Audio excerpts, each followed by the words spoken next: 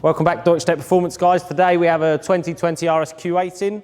We are fitting an FI exhaust, so it's from the turbo back, everything, down pipes, mid pipe, rear section. It's valved using the original Audi valves. Along with that, we're doing lowering links. The car is on air, so the lowering links just allow you to sit it a bit lower, and some wheel spacers. Quite an in-depth job to remove the exhaust system, so I'll get cracking on with that, and we'll also do a remap at the end.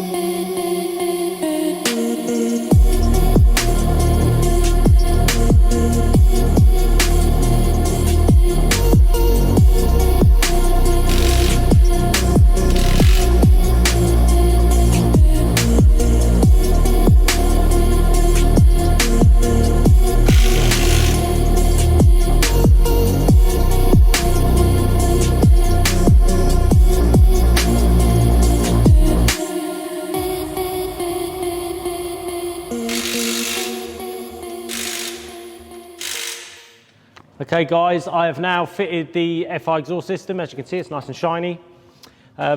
It has custom downpipes. You actually use the existing centre pipes, well half the centre pipes, the front pipes we'll call them. Then it goes back into the FI system, into its valved box using the original valve controllers. So now I'm moving on to the lowering links, which fit onto the lower arms, front and rear, and then I'll be putting the spacers on. So let's get on with lowering it.